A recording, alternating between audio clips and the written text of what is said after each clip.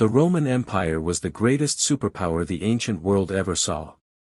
But no empire, no matter how powerful, is immune to time. Rome's fall wasn't sudden. It was a slow, painful breakdown that began from the inside long before any enemy reached its gates. The first blow came from political chaos. After Emperor Marcus Aurelius died, Rome entered an era called the crisis of the 3rd century.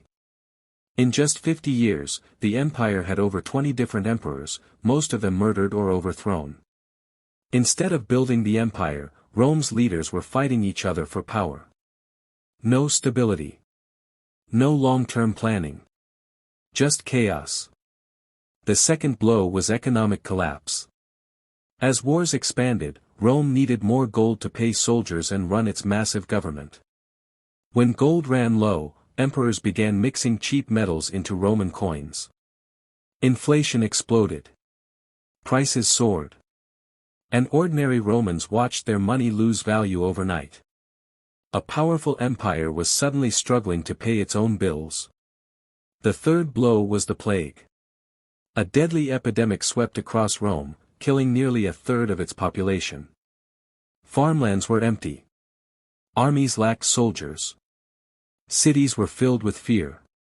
The empire was bleeding people faster than it could replace them. But the biggest threat came from outside. The rise of new powers and migrating tribes. For centuries, Rome fought off invaders at its borders. But now, those attackers were stronger, more organized, and desperate for land. The Goths, Vandals, Huns, and Franks pushed into Roman territory, testing the empire from all sides. When the Huns, led by the terrifying Attila, swept across Europe, entire tribes fled into Rome's borders seeking refuge.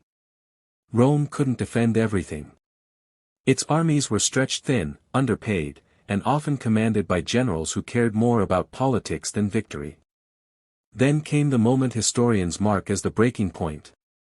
The sack of Rome in 410 AD. For the first time in 800 years, Rome, the eternal city, was taken by force. The shock shattered the empire's pride. Rome was no longer untouchable. But the empire didn't die in one night. It limped on for decades. Fragmented. Weak. Directionless. Finally, in 476 AD, the last Roman emperor, a young teenager named Romulus Augustulus, was forced to surrender. There was no heroic final battle. No grand last stand. Just a quiet end to a once unstoppable empire. So what really destroyed Rome? It wasn't just barbarians. It wasn't just corruption. It wasn't just disease. It was everything happening at once. A perfect storm of political instability, economic collapse, leadership failure, and pressure from all sides. Rome didn't fall in a single moment. It slowly crumbled under its own weight. And in the ruins of that collapse, a new world began to rise. A world that would shape the future of Europe, the Middle Ages, and eventually, the world we live in today. The Roman Empire didn't disappear. Its ideas, laws, architecture, and culture survived. But the empire itself. Its power, its glory, its dominance. That chapter closed forever.